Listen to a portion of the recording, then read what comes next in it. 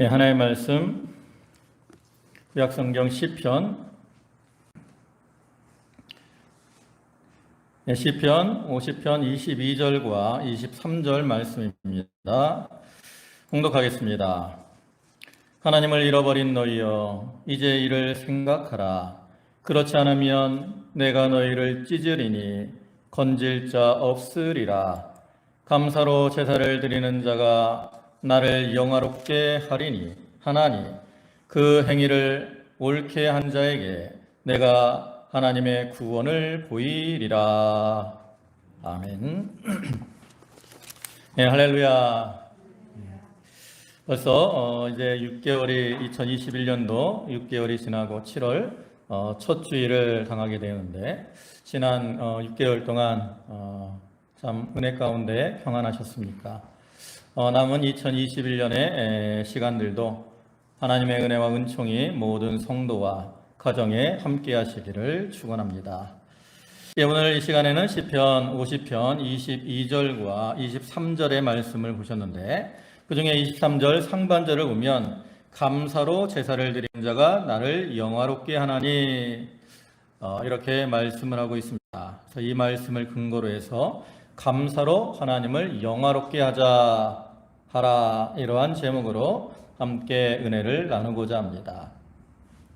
우리가 오늘은 잘 알듯이 7월 첫 주일로서 맥주 감사 주일로 지키는 날입니다. 그래서 우리가 이러한 감사의 절기를 당하게 되면 하나님께 대한 감사의 의미를 다시 한번 생각해 보게 되는데, 오늘 말씀에서는 이 감사하는 삶, 우리가 이 감사하는 삶을 사는 것이 하나님을 영화롭게 하는 것임을 우리에게 교훈을 하고 있습니다. 우리 모든 성도들은 하나님의 은혜와 사랑을 받아서 구원을 받았고, 또 그로 인해 하나님의 종이며 하나님의 자녀가 된 자들입니다. 그래서 이처럼 우리가 하나님의 종이며 또 하나님의 자녀가 되었기 때문에 우리는 우리의 주가 되시고 우리의 아버지가 되시는 하나님을 영화롭게 하는 삶을 살아야 돼요. 여러분, 우리가 세상에서 자녀들이 바로 살아야 되는 이유가 무엇일까? 물론 여러 가지 이유들이 있겠지만 그 중에 한 가지를 생각을 해보면, 그 자녀가 잘하면 그 자녀의 부모에게도 영광이 돌아가지만, 그 자녀가 잘못하게 되면 그 부모에게도 욕이 돌아가게 되기 때문이죠.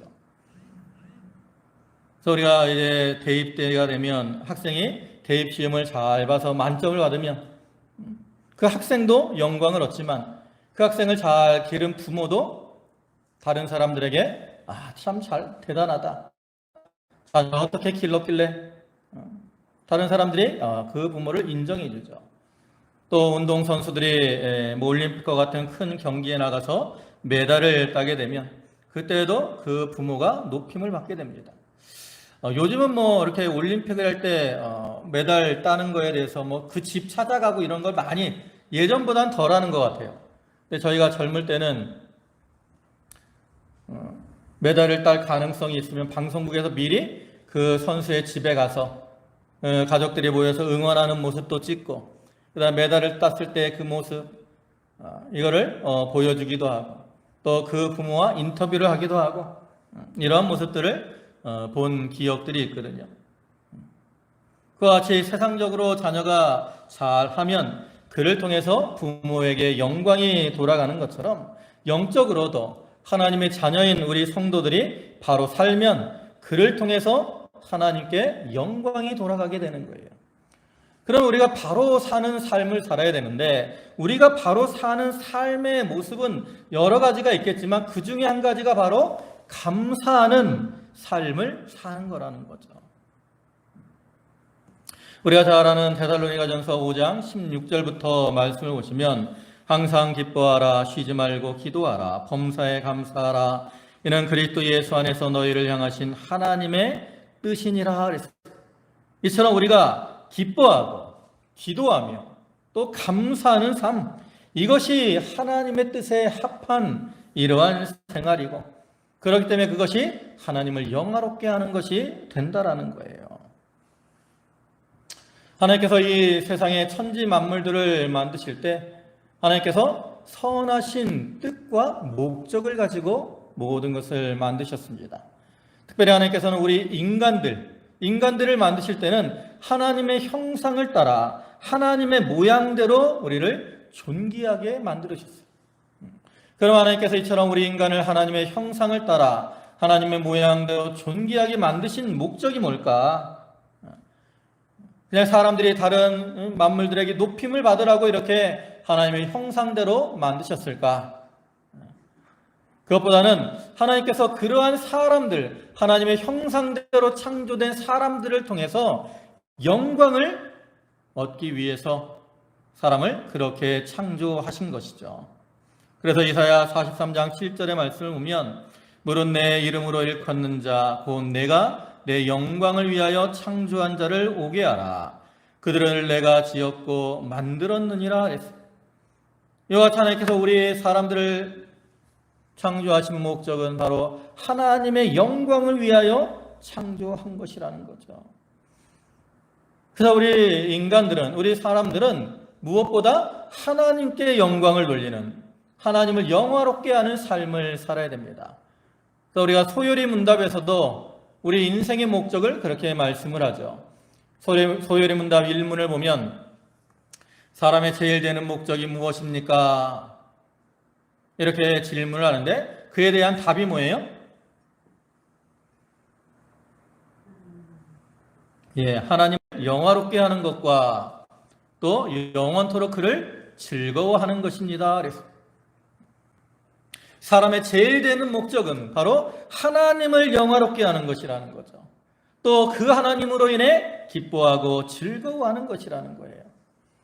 그래서 우리는 그러한 목적에 맞도록 하나님을 영화롭게 해야 되는데 그 영화롭게 하는 삶을 위해서 우리는 감사하는 자들이 되어야 된다라는 거죠. 오늘 본문을 쭉 보시면 두 종류의 사람에 대해서 설명을 합니다. 앞에 22절에서는 하나님을 잊어버리고 자기 뜻대로 행함으로 하나님의 버림을 당하고 심판을 받는 자들에 대해서 말을 하죠. 그리고 23절에서 하나님의 구원하심을 입는 자들에 대해서 말씀합니다. 그 중에 우리는 이러한 하나님의 구원하심의 은혜를 입은 자들이, 우리는 이러한 구원하심의 은혜를 입은 자들로서 마땅히 그러한 은혜를 베풀어 주신 하나님께 감사하며 하나님을 영화롭게 해야 됩니다. 특별히 오늘 제목과 같이 감사로 하나님을 영화롭게 하는 자들이 되어야 돼요. 그래서 오늘 이 시간 우리가 감사로 하나님을 영화롭게 한다는 것은 어떠한 것일까? 이런 것들을 좀 생각해보고 우리의 삶을 통해서 감사로 하나님을 영화롭게 함으로 하나님을 기쁘시게 하는 그러한 성도들이 다 되도록 되겠습니다. 그럼 우리가 이제 감사로 하나님을 영화롭게 해야 되는데 감사로 영화롭게 하는 모습은 어떨 것일까? 여기 시편 여기 오늘 본문의 말씀을 보면 두 가지로 교훈을 해요. 하나는 감사로 하나님 앞에 제사를 드려야 된다. 그다음에 또 하나는 감사함으로 하나님 앞에 옳게 행해야 된다. 그것이 바로 감사로 하나님을 영화롭게 하는 것이다 라고 말을 합니다. 이제 이에 대해서 구체적으로 살펴보면 첫째로는 감사로 제사를 드려야 되는 겁니다. 오늘 본문 23절 상반절을 다시 보시면 감사로 제사를 드리는 자가 나를 영화롭게 한다 그랬고요. 또 앞에 14절에서도 감사로 하나님께 제사를 드리며 그랬습니다. 여러분, 구약시대 이스라엘 백성들이 하나님 앞에 제사를 드렸는데 그들이 하나님 앞에 제사를 드리는 이유가 뭘까? 다시 말해서 하나님께서 왜 이스라엘 백성들로 하여금 하나님 앞에 제사를 드리라 이렇게 명령을 하셨을까요? 그 이유에 대해서는 오늘 앞에 5절에서 이렇게 말을 합니다.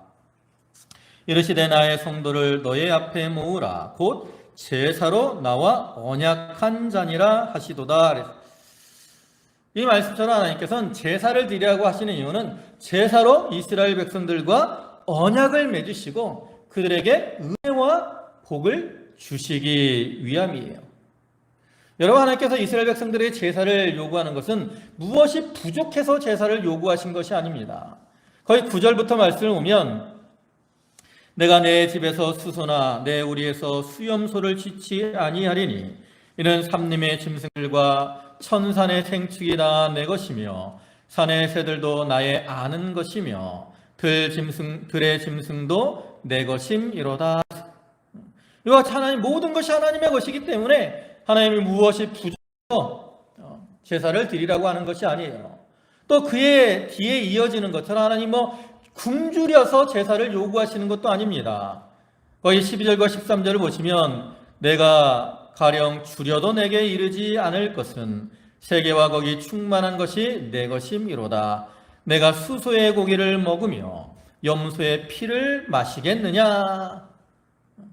하나님은 부족해서 제사를 요구하는 것도 아니고 줄여서 먹을 것을 먹을 것을 드시기 위해서 제사를 요구하는 것도 아니라는 거죠. 그럼 왜 하나님이 제사를 요구하시느냐? 그것은 하나님의 천지의 주인이신 하나님께서 더 좋은 것으로, 더 풍성한 것으로 채워주시기 위해서 하나님께 제사를 드리도록 요구하신 거예요. 그렇기 때문에 우리가 이 구약시대의 이스라엘 백성들이 하나님 앞에 제사를 드릴 때는 억지로 또 마지못해 제사를 드리는 것이 아니라 감사로 하나님 앞에 제사를 드려야 했습니다. 그런데 실제로 역사를 보면 이스라엘 백성들이 그러지 못했어요. 우리가 이사야서나 말라기서를 보면 그들이 하나님 앞에 많은 제사를 드렸지만 그들이 드리는 제사가 감사로 드리는 제사가 아니었기 때문에 하나님은 그 제사를 싫어한다라고 말씀을 하셨습니다.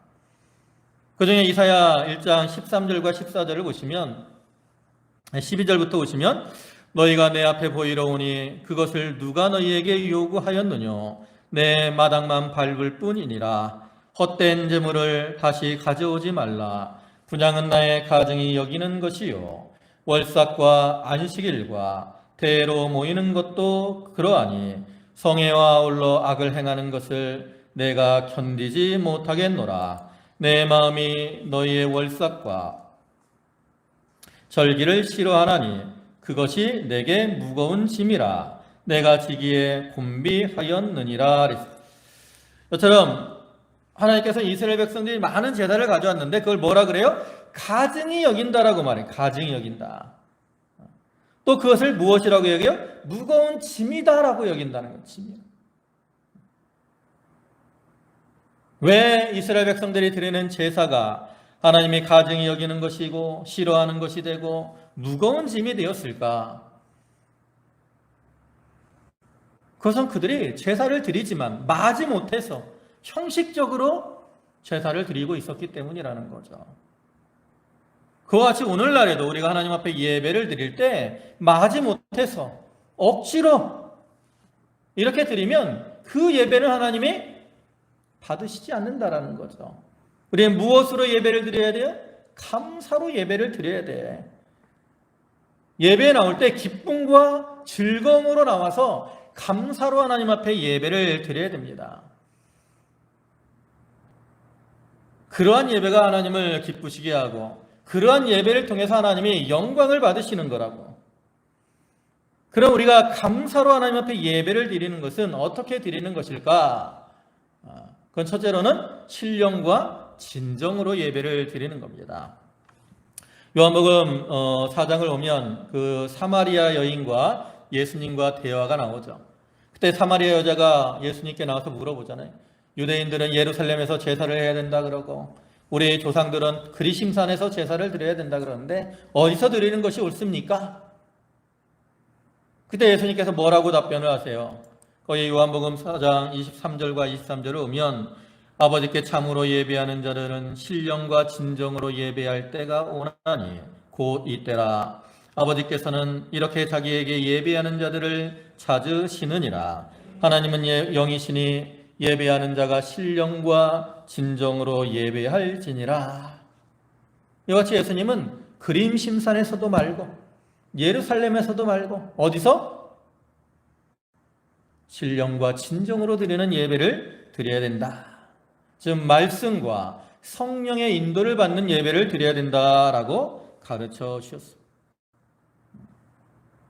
앞에서 말씀드린 대로 구약시대 이스라엘 백성들이 많은 천천의 수양, 만만의 강수 같은 기름으로 하나님 앞에 제사를 드렸지만 그 제사가 형식적인 것이었기 때문에 또 마지못해 드리는 것이었기 때문에 하나님이 그들의 제사를 받지 아니하시고 짐으로 여기시고 가증히 여기신다 그랬는데 우리의 예배는 그러한 예배가 되면 안 된다는 거죠. 신령과 진정으로 예배를 드리는 이러한 예배, 하나님은 그러한 자들을 찾으신다라고 말씀을 하잖아요. 그래서 하나님이 찾으시는 그와 같이 신령과 진정으로 드리는 예배, 이것이 하나님의 뜻에 맞는 예배고 그것이 감사로 드리는 예배가 되는 겁니다. 그다음에 두 번째로 감사로 드리는 예배는 어떤 거냐면 몸으로 산제사를 드리는 겁니다. 우리가 구약시대 이스라엘 백성들을 보면 하나님 앞에 감사하는 마음으로 여러 절기들을 지켰어요. 그 중에 대표적인 게 이제 무교절, 유교절과 무교절이 있고요.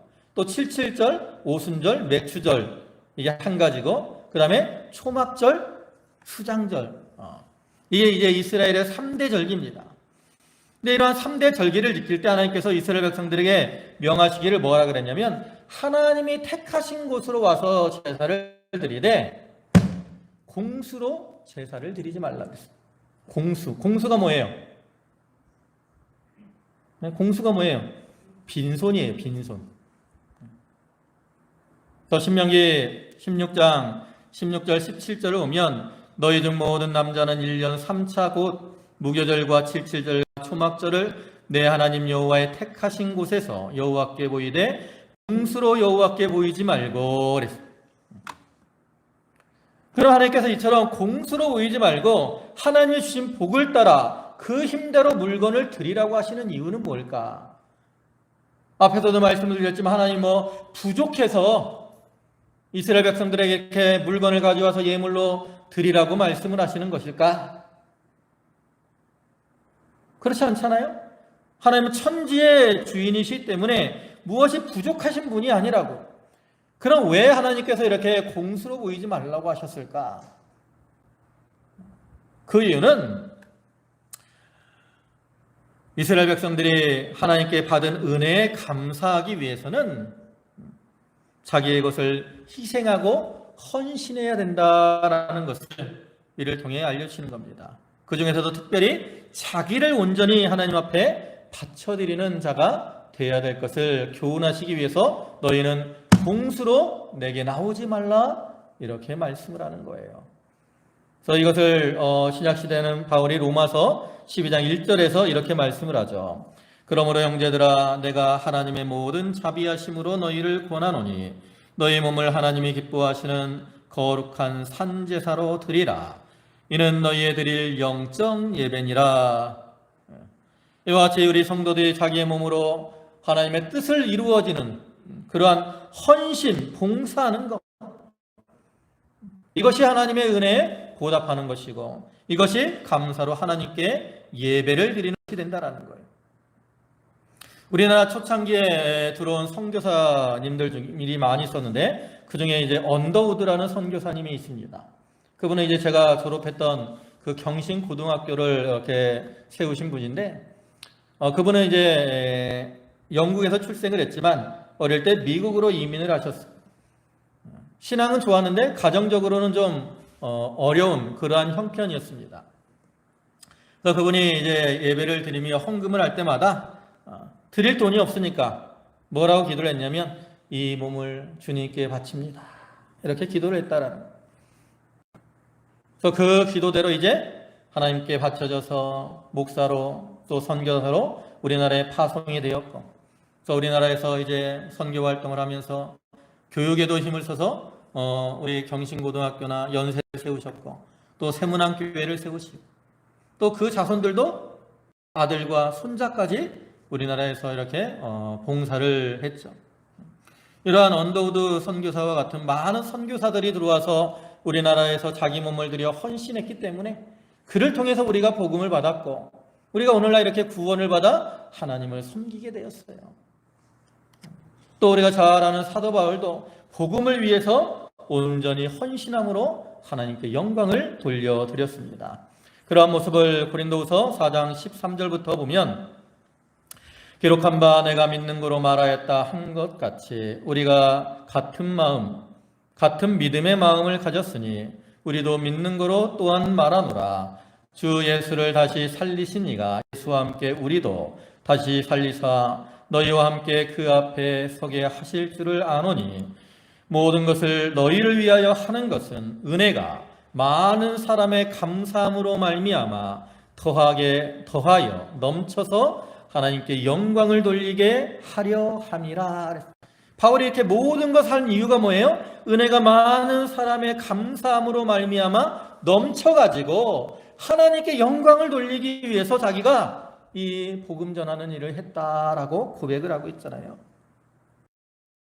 그래서 우리가 이러한 신앙의 선진들의 모습을 본으로 삼아서 우리도 자기에게 주어진 은사를 따라 자기 몸을 하나님 앞에 온전히 바쳐 헌신함으로 그를 통해 하나님을 영화롭게 한 자, 그러한 자들이 되어야 되는 겁니다. 감사로 하나님을 영화롭게 하는 두 번째는 아까도 얘기한 것처럼 두 번째는 삶의 모습을 통해서 하나님 앞에 옳게 행함으로 우리가 감사를 통해서 하나님을 영화롭게 하게 됩니다. 그래서 본문 23절 하반절을 보시면 그 행위를 옳게 하는 자에게 내가 하나님의 구원을 보이리라 그랬어요. 이 말은 뭡니까? 행위를 옳게 하는 자에게는 구원의 은혜를 더하여 주신다라는 뜻이죠. 근데 이걸 뒤집어 생각해 보면 하나님의 구원의 이 은혜를 입은 사람, 또 입을 사람은 어떻게 생각해야 된다라는 거예요? 하나님 앞에 옳게 행해야 된다라는 그러한 뜻이 있는 거죠.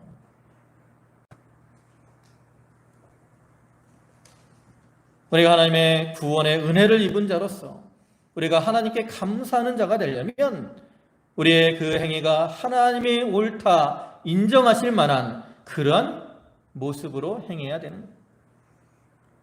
그럼 우리가 이제 하나님 앞에 옳게 행하는 삶을 살아야 되는데 우리가 하나님 앞에 옳게 행하는 것들은 어떤 것일까? 물론 그러한 모습들은 아주 많이 있습니다. 근데 오늘 본문의 그 시편 50편을 보면 두 가지 정도를 말을 하죠. 첫째는 뭐냐면 서원을 갚아드리는 것을 말합니다. 거기 앞에 14절 하반절을 보면 지극히 높으신 자에게 내 서원을 갚으며 그랬어요. 이와 같이 성도가 하나님 앞에 서원을 하고 그 서원을 갚아드리는 것, 이것이 하나님이 옳게 보시는 거라는 거죠. 우리가 서원을 한다라는 말은 하나님 앞에 자기를 드리기를 결심하고 다짐하고 약속하는 거죠. 앞에서 몸으로 하나님 앞에 자기 몸을 하나님 앞에 드리고 헌신하는 것, 그것이 하나님이 기뻐하시는 예배의 모습이라고 했는데 그러기 위해서는 우리가 서원을 하고 적극적으로 서원을 하고 또 적극적으로 그것을 갚아드리는 생활을 해야 된다는 거예요. 그럼 이와 같이 서원을 하는 것이 왜 하나님 앞에 옳은 것일까? 하나님 왜 서원을 옳게 옳은 것이라고 인정을 하시는 것일까? 그 이유를 생각해 보면 첫째는 서원을 갚는 것은 하나님의 뜻에 순종하는 것이기 때문에 그렇습니다. 신명기 23장 21절 말씀을 보시면 내 하나님께 서원을 하거든 갚기를 더디하지 말라. 내 하나님 여호와께서 반드시 그것을 내게 요구하시리니 더디면 내게 죄라. 이와 같이 하나님은 우리가 서원한 것을 기억하시고 그것을 갚기를 원하셔요. 그래서 우리는 그러한 뜻에 순종하는 마음으로 적극적으로 서원하고 적극적으로 그것을 갚아드려야 돼요. 성경에 나타난 대표적인 서원은 뭐냐면 그 야곱의 서원입니다. 창세기 28장을 보면 이제 야곱이 형을 속이고 축복을 받음으로 형에게 미움을 받잖아요. 그래서 야곱이 이제 형 에서가 야곱을 죽이려고 한다. 그래서 그가 이제 형의 낯을 피해서 그 바단 아람으로 도망을 가게 되는데 도망을 가다가 이제 그 베델이라는 곳에 이르러서 날이 저물므로 들판에서 돌을 베게 하고 잠이 듭니다. 그때 야곱의 신세는 참으로 쓸쓸하고 외롭고 참 고통스러운 그러한 상황인데 그 밤에 하나님께서 야곱에게 자기를 보여주시면서 내가 너와 함께 할 것이다 라고 위로의 말씀을 주신다는 거예요.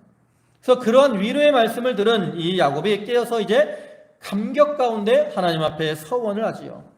그것이 이제 창세기 28장 20절부터요 22절까지 말씀입니다. 그걸 보면 야곱이 서원하여 가로되 하나님이 나와 함께 계시사 내가 가는 이 길에서 나를 지키시고 먹을 양식과 입을 옷을 주사 나로 평안히 아비 집으로 돌아오게 하시오면 여호와께서 나의 하나님이 되실 것이요 내가 기둥으로 세운 이 돌이 하나님의 전이 될 것이요 하나님께서 내게 주신 모든 것에서 10분의 1을 내가 반드시 하나님께 드리겠나이다 하였더라.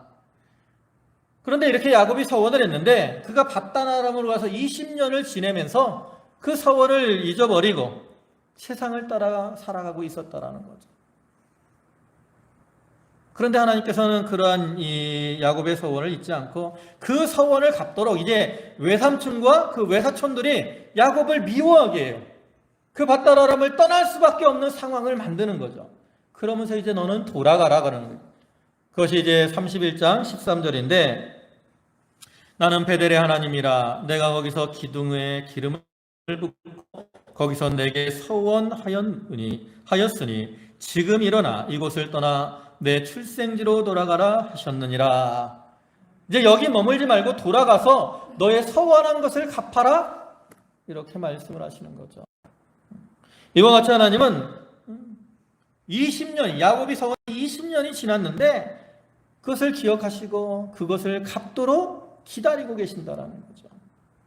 그와 같이 오늘날에도 하나님은 우리가 서원하는 것을 기뻐하시고 또 그것을 갚는 것을 원하셔요. 그렇기 때문에 우리는 이 서원을 이루는 것 이것이 하나님의 뜻에 순종하는 것인 줄 알고 자기가 서원한 것을 잘 갚아 나가야 되는 거죠. 그다음에 두 번째로 우리가 서원이 하나님께 옳은 이유는 서원한 것을 갚는 것은 하나님의 은혜에 보답하는 것이기 때문에 그렇습니다. 시편 116편 12절부터 말씀인데 여기 보시면 여호와께서 내게 주신 모든 은혜를 무엇으로 보답할꼬 내가 구원의 잔을 들고 여호와의 이름을 부르며 여호와의 모든 백성 앞에서 나의 서원을 여호와께 갚으리로다. 이와 같이 여호와께 자기의 서원을 갚아드리는 것 이것이 바로 하나님의 은혜에 보답하는 것이라는 거죠. 사실 우리가 살아가다 보면 우리가 많은 은혜들을 체험하게 되는데 근데 실제로는 많은 사람들이 그러한 은혜를 잊어버리는 거죠. 왜 그렇게 은혜를 잊어버릴까? 그것은 사람들이 전적으로 부패하고 타락했기 때문에 그래요. 부패하고 타락한 그 사람들의 마음속에서 그 부패성과 욕심이 역설하기 때문에 받은 은혜 즉시로 보답하지 않으면 자꾸 그 은혜를 잊어버리게 하고 또 감사하지 못하도록 하게 한다는 거죠. 그래서 우리는 그러한 은혜를 잃어버리지 않도록 서원을 하는 것이고 그를 통해서 그 서원을 갚아드리려고 힘을 쓰는 거예요. 누가복음 그 17장을 보면 그 예수님이 10명의 문둥병자를 고쳐주시는 내용이 나옵니다. 10명의 문둥병자가 예수님께 나와서 고쳐주시기를 간구할 때 예수님께서 이제 너희가 제사장에 가서 너희 몸을 보여라. 그러니까 그들이 순종해서 가다가 문둥병에서 고침을 받습니다. 그러면 고침을 받았으면 어떻게 될 것 같아요? 예수님께 돌아와서 감사를 드려야 될 텐데 그 10명의 그 고침받은 자들 중에 예수님께 돌아와 감사한 사람은 사마리아 사람 한 사람뿐이었다라는 거죠. 그래서 그러한 모습을 보고 예수님이 뭐라 그러세요? 나머지 9은 어디 있느냐 그래요. 이것은 그 예수님의 섭섭하신 마음을 나타내는 거죠. 감사하지 않을 때 이렇게 예수님을 섭섭하게 한다라는 거예요. 근데 우리는 참 연약하기 때문에 자꾸 감사를 잊어버려요. 그러니까 어떻게 해요? 그 감사를 잃어버리지 않도록 서원을 하는 거예요.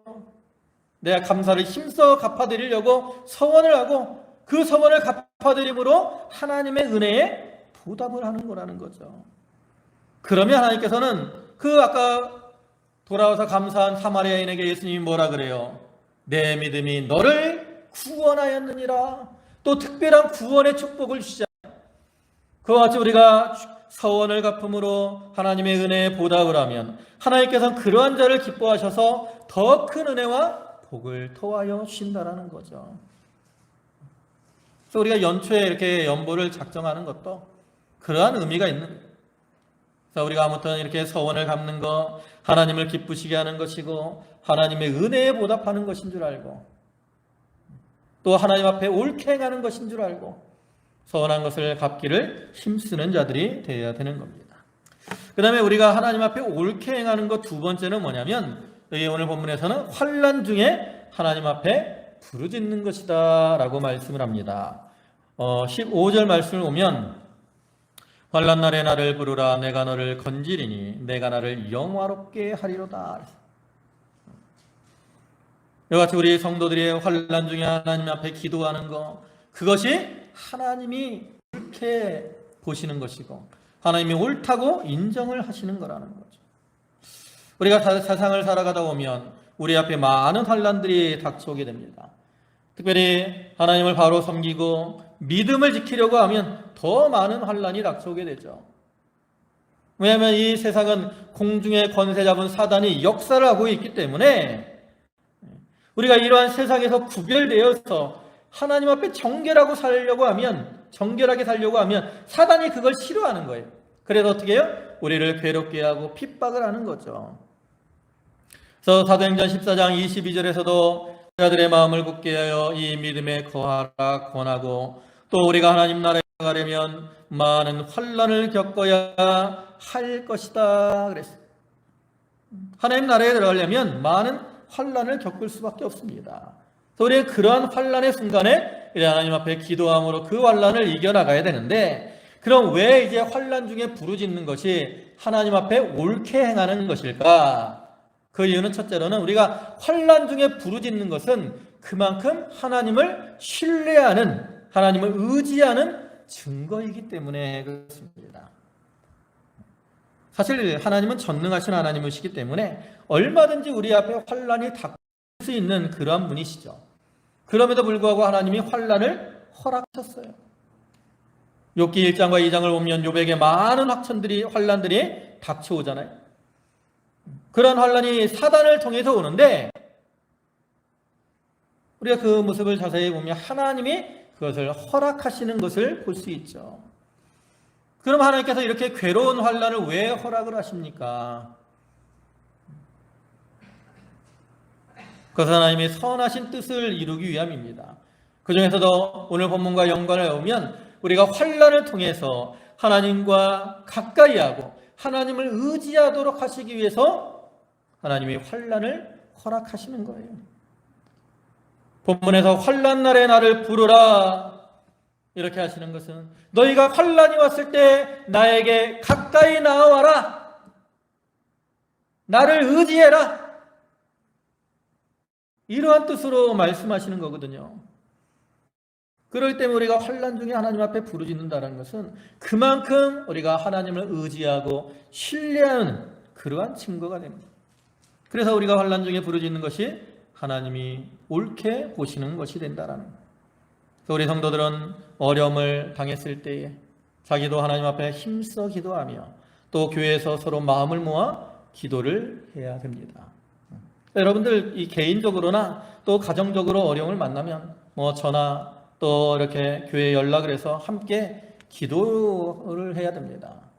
어떤 분들은 이렇게 어려울 때 말씀하세요 그러면 목사님 바쁘신데 힘들까봐 어떻게 말씀드립니까? 이렇게 말씀을 하는 분도 있어요.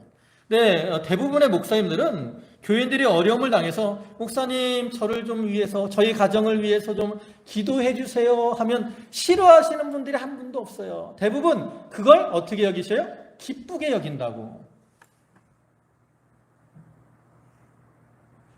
물론 큰 교회 목사님들은 바쁘고 힘드실 수도 있지만 그래도 기도를 부탁하면 목사님들은 아주 기쁘게 여기셔요. 왜 그만큼 기쁘게 여기느냐? 교인들이 목사님 앞에 기도를 부탁한다는 것은 그만큼 목사님을 신뢰하고 의지하는 증거이기 때문에 그래요. 그래서 여러분들도 무슨 어려운 일을 만났을 때 목사님 기도해 주세요. 이거 부담 갖지 마세요. 오히려 목사님이 그걸 기뻐한다라고 생각하고 편하게 기도 부탁하시고, 그래서 마음 모아 함께 우리가 기도를 해야 됩니다. 그것이 하나님이 기쁘게 여기시는 거예요. 그 다음에 두 번째로 이 환난 중에 부르짖는 것이 하나님 앞에 옳은 행위가 되는 이유는 우리가 환난 중에 부르짖음을 통해서 하나님께 영광이 돌아가기 때문에 그렇습니다. 우리 성도들이 환난을 만났을 때 이 기도한다는 것은 다른 사람들에게 아까도 얘기했지만 하나님을 의지하는 증거도 되고요. 이렇게 기도를 통해서 환난을 이겨나가면 다른 사람들이 그 모습을 보고 하나님께 영광을 돌리게 되는 거예요. 대표적인 모습이 이제 다니엘서에 나오잖아요. 다니엘 3장을 보면 사드락 메삭 아벳느고가 느부갓네살 왕이 만든 신상에 절하라 하는 왕의 명령을 거역을 하죠. 결과가 어떻게 됐어요? 극렬히 타는 풀무불에 던져지죠. 그들을 풀무에 던지는 자들이 불에 타 죽을 정도로 그 풀무는 아주 뜨거웠다고. 그런데 풀무에 들어갔던 사드락 메삭 아벳느고는 어떻게 됐습니까? 고윗빛도 변하지 않고 머리털도 그슬리지 않고 불에 탄 냄새도 없이 완전하게 살아나잖아요. 그런 모습을 보니까 어떻게 돼요? 그 이방의 왕인 느부갓네살 왕 사드락 메삭 아벳느고를 죽이려고 했더니 느부갓네살 왕이 뭐라고 합니까? 하나님께 영광을 돌린다라는 거죠. 다니엘 3장 28절 29절 보면 느부갓네살이 말하여 가로되 사드락과 메삭과 아벳느고의 하나님을 찬송할지로다. 그가 그 사자를 보내사 자기를 의뢰하고 그 몸을 버려서 왕의 명을 거역하고 그 하나님 밖에는 다른 신을 섬기지 아니하며 그에게 절하지 아니한 종들을 구원하셨도다. 그러므로 내가 이제 조서를 내리노니 각 백성과 각 나라와 각 방언하는 자가 무릇 사드락과 메삭과 아벳느고의 하나님께 설만히 말하거든 그 몸을 쪼개고 그 집으로 걸음터를 삼을지니 이는 이같이 사람을 구원할 다른 신이 없음이니라. 사드락 메삭 아벳느고의 하나님을 찬송할지로다. 그 신과 같이 자기를 섬기는 자를 구원할 신이 없다. 이방의 왕이 하나님께 영광을 돌리고 있잖아요. 또 다니엘 6장을 보면 다니엘이 이제 기도를 하다가 사자굴에 던져지게 됩니다. 그때도 하나님께서 그 다니엘을 사자굴에서 지켜주심으로 무사히 나오게 되죠. 그때도 그 이방의 왕이 다니엘의 하나님께 영광을 돌리게 되는 것을 우리가 볼 수 있어요. 이와 같이 오늘날에도 우리가 환난 중에 믿음을 지키고 하나님 앞에 의뢰하는 마음으로 부르짖으면 그 가운데 하나님의 역사가 나타나게 되고 그를 통해서 하나님께 영광이 돌아가기 때문에 환난 중에 부르짖는 것이 하나님이 옳게 보는 것이고 하나님 앞에 옳다 인정받는 행위가 되는 겁니다. 이제 말씀을 마무리하겠습니다. 하나님께서는 우리를 창세전의 사랑 가운데 택해 주셔서 우리가 멸망받을 자가 아니라 구원받을 자로 살아가게 주셨습니다. 그래서 우리가 이처럼 구원받은 우리들은 하나님께 영광을 돌리되 특별히 감사함으로 하나님께 영광을 돌리고 하나님을 영화롭게 하는 자들이 되어야 되겠습니다. 어느덧 2021년도 6달이 지나고 이제 하반기를 시작하는 첫 주인 맥주 감사주를 맞이했는데 우리가 지난 6개월이 참 힘들고 어려움이 많았어요. 그 가운데서도 하나님이 우리를 지켜주시고 보호해 주신 것을 우리가 기억하며 감사하는 자들이 되어야 되겠습니다. 그리고 이제 우리가 또 남은 2021년의 생활도 이렇게 감사로 하나님을 영화롭게 함으로 하나님을 기쁘시게 하며 또 우리 모든 성도들 하나님의 은혜 가운데 기쁨과 즐거움을 누리며 사시기를 주님의 이름으로 축원합니다. 아멘. 기도하시겠습니다. 전능하시고 은혜와 사랑이 풍성하신 주님, 연약하고 부족한 저희들을 창세전의 사랑 가운데 택하시고 또 구원받게 하시며 또 때를 따라 돕는 은혜로 우리에게 풍성히 더하여 주셨사오니 감사를 드립니다. 주여, 저희들이 이렇게 구원받은 자들로서 하나님을 영화롭게 하되 특별히 감사로 하나님을 영화롭게 하는 자들이 되게 하여 주옵소서. 감사로 하나님 앞에 온전한 제사를 드림으로 하나님을 영화롭게 하며 또 우리가 감사함으로 우리의 삶이 하나님 앞에서나 사람 앞에서 참 선하고 깨끗하고 정결한 모습으로 행함으로 그를 통해 하나님께 영광을 돌려드리는 우리 성도들 되게 하여 주시옵소서. 아버지 하나님, 벌써 2021년도 이제 6개월이 지나고 이제 새로운 또 7월을 맞이했는데 지난 6개월 동안 저희를 인도하신 것처럼 앞으로 삶 속에서 하나님이 저희를 붙드시고 도우시고 인도하여 주시옵소서. 저희 성도들 가운데 어려움을 당하는 그러한 성도들을 기억해 주시고 특별히 육신의 질병으로 연약함으로 고통당하는 성도들을 하나님이 긍휼히 여겨 주시옵소서. 하나님의 뜻이 오면 그들에게 치료의 광선을 바라셔서 그들을 다 치료하여 주시고 회복시켜 주시며 또 아버지 하나님 그 심령에 위로와 평안을 주셔서 소망을 견고케 하셔서 그 어려움 중에 낙심하지 않도록 도와주시옵소서. 아버지 하나님, 오늘도 귀한 지혜를 허락하시고 저희를 불러주심에 감사를 드립니다. 저희 성도들 감사함으로 하나님께 예물을 드렸사오니 그 바치는 손길과 심령을 기억하여 주시고 복의 복으로 저들에게 갚아 주시옵소서. 예수님의 이름으로 감사하며 기도 올리옵나이다. 아멘.